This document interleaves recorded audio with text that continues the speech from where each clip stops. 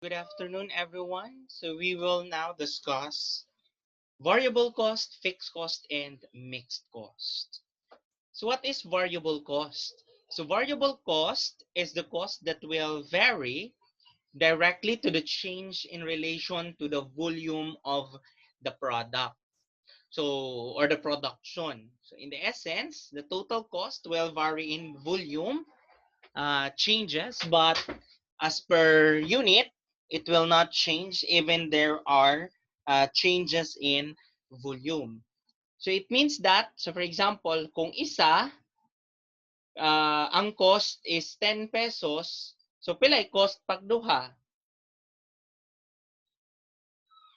So it should be 20 pesos. So pagtulo, that would be 30 pesos. So the variable cost will vary. Kung mag-increase gani ang product, mag-increase pod ang imuhang cost. So ana ang variable cost. Pero kung i-divide nimo na siya, sige, i-divide ra god. Kung isa, kung ang isa tag 10, pila man? That is 10. Tama? Kung ang duha, 20, so i-divide down nimo, pila man na? That is still 10 pesos per ang kada isa. So kung ang tulo, 30, then tagpilang isa, 10. So ibig sabihin, ang total cost niya mag-change.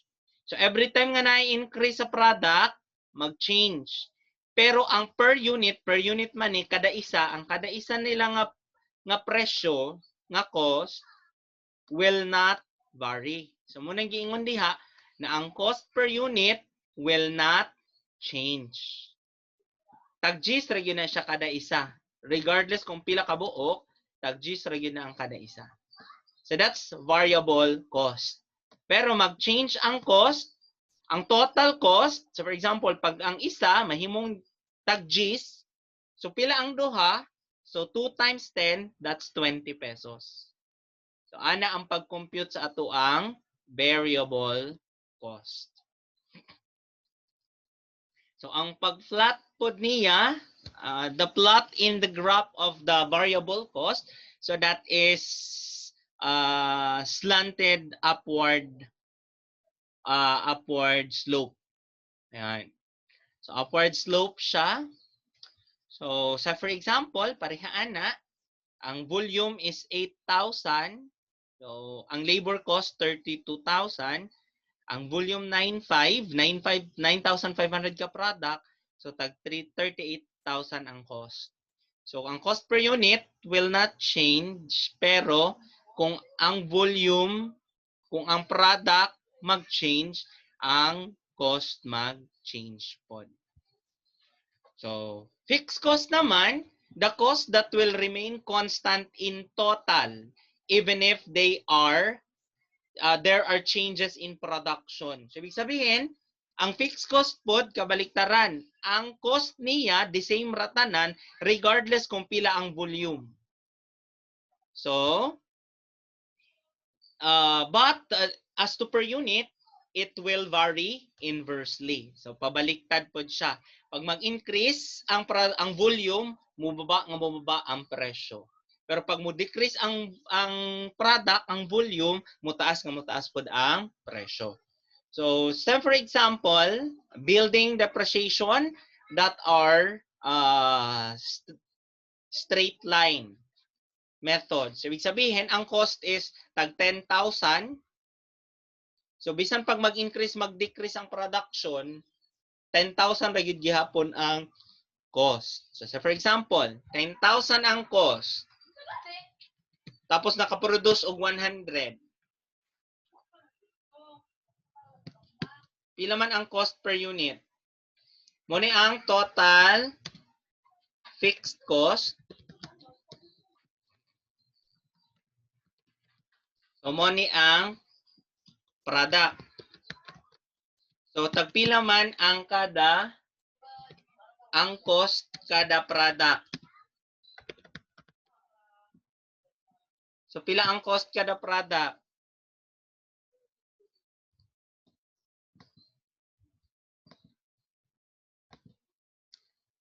So, ang cost kada product is pila? Kung 100 kabuok ang product, pila? 100 pod. Tama? Ang cost kada isa, kada product. So, still ang cost is 10,000 pero ang na-produce is only 50. Pila man ang cost sa product? 200? Tama ba ko? Compute nyo daw. 10,000 na fix divided by sa product na 50. 200 kada isa?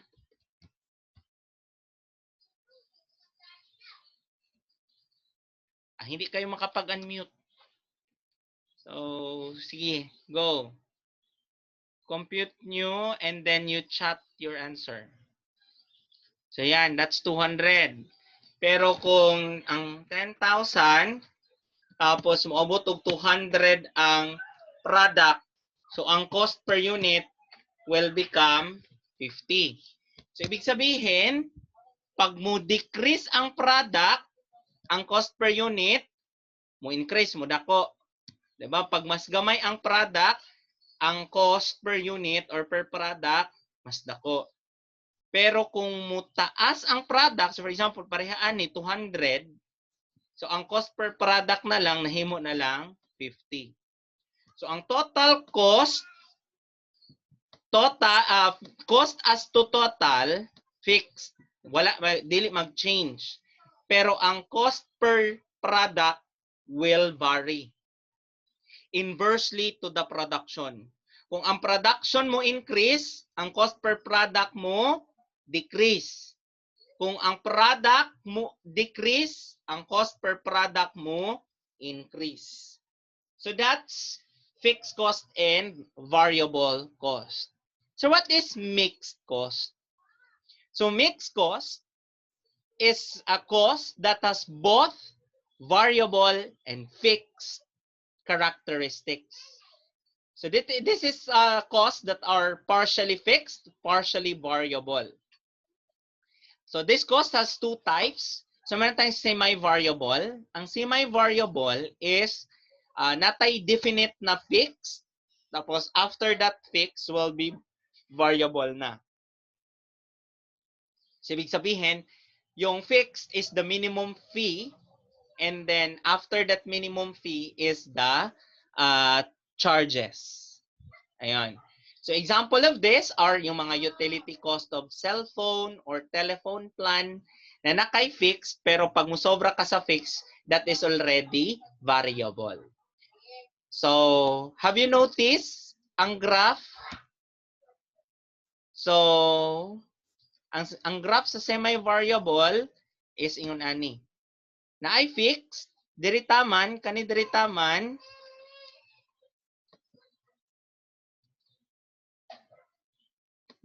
so kani diritaman, muni siya ang fixed. Kana nga part, kani diri nga part fixed. Then the rest, kani nga part, kani nga part would be the variable portion. Kana. So karon, ang atong buhaton is the complicated part of this particular discussion is that to separate pila ang fixed, pila pod ang variable using methods. So in the illustration, so we have here an illustration.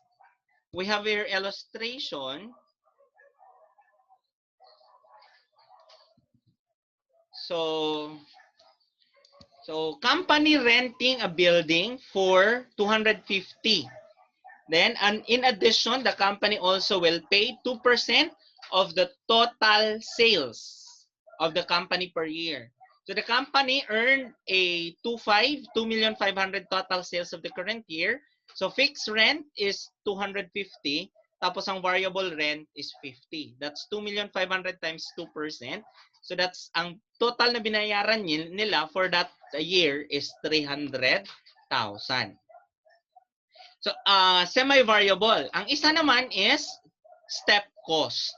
Step cost is the abrupt this is abrupt change of, ayan, this is the abrupt change abruptly in various levels. So, ibig sabihin, ang fixed cost na lang sa new level, pag mo increase ang volume up to some level, so mo increase pud ang fixed cost. Ayun. Pag mo increase ang production at that level, mo increase pud ang fixed cost. Mo siya gitawag na step cost. So kaning part nga na ay kaning part na straight line, mo ni siya ang fixed. Kani pag mo increase ang level sa variable as a product at this level, so mo increase pod ang fixed cost. Pag mo increase na pod siya at other level, mo increase na pod ang fixed cost. So hangtod na, ayun. So ang tawag na cost is fixed na step cost. So that is about step cost and semi-variable cost. So sir, paano ba natin isa-separate? Ma-separate ba yan? So separating now the fixed cost portion and the variable cost portion in a mixed cost. So ang problema sa manager karon is how. Pila ang fixed, pila po ang variable. So with that consideration, so daatay mga method na gamiton. So, kasi ang kailangan ni manager kasi is that makita yung mga fix, makita yung variable para magkaroon siya ng desisyon. Para maganda yung decision niya for the company in order for them to analyze and evaluate the variable and the fixed cost of the company.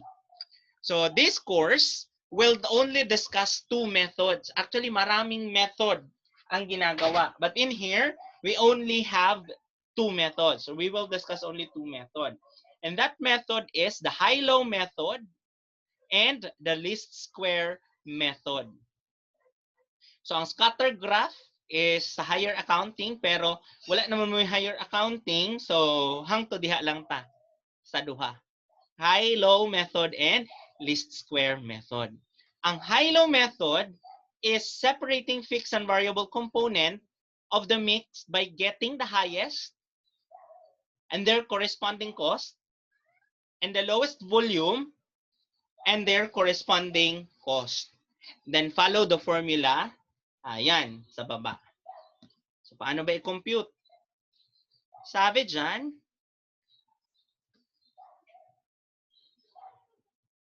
we are going to compute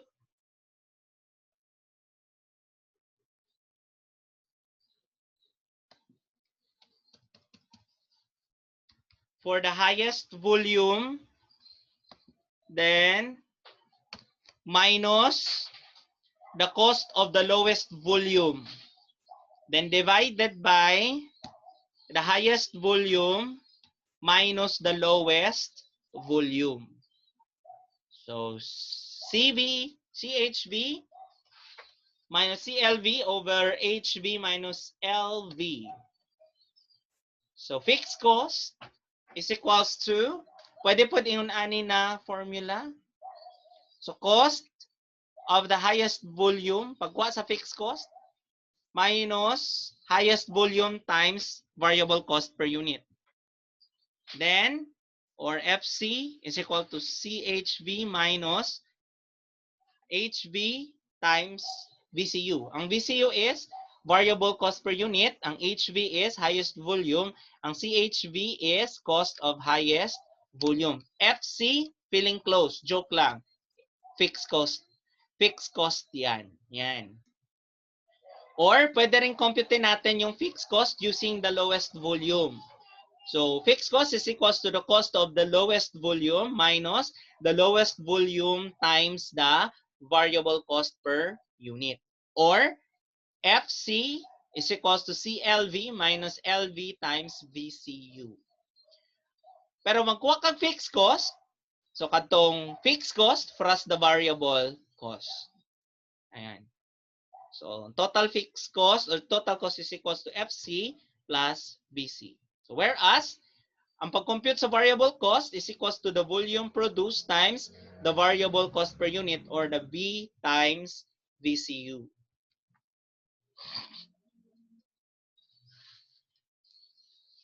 So let's illustrate.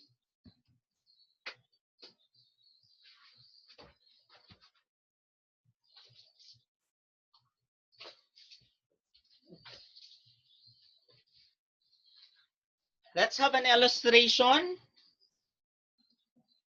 So magpakailan mo kaya company has the following information in the operation of the company's processing facilities at various level.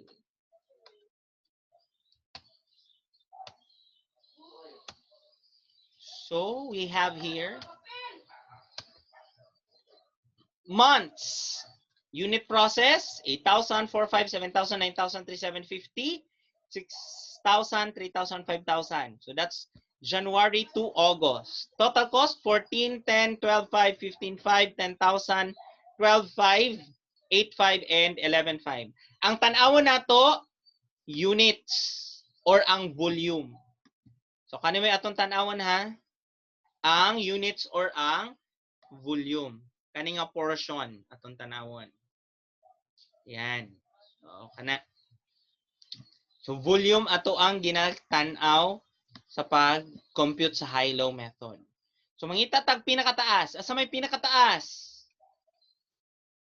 So, ang pinakataas dere is 9,000. Dere, ang pinakataas, 15,500. Dere, ang pinakababa sa unit process, 3,000. Ang pinakababa po sa total cost, 8,500. So, dili na ta mangitag pinakababa or pinakataas sa total cost. Kung unsay cost sa highest diri sa unit, mo ay atong gamiton na cost. Kung unsay lowest diri, mo po atong gamiton na cost. Di na ta mangita diha sa lain pa. So, for example, kani, sir, kani sis, i-change na to, sir, himuong 7,500. Di ba kani ang lowest? Kani ba atong gamiton? Dili. Ang atong gamiton, kani yun. Kani nga portion. Kana silang duha. Kanang magkalinya. Na, magsabay talaga. So, kaning 7,500, dili po ni siya pwede na ito gamiton. So, ang ato yung gamiton is ang 8,500, which is the cost of the lowest volume. Then, 15,500 ang highest sa highest. Ang cost sa highest volume. So karon compute nato ang total variable cost per unit. Ang total variable cost per unit, so ito pag-compute, VCU is equals to CHV minus CLV divided by HV minus LV. So pila man ganito? Highest, 15,500 minus 8,500. Tapos, 9,000 ang highest volume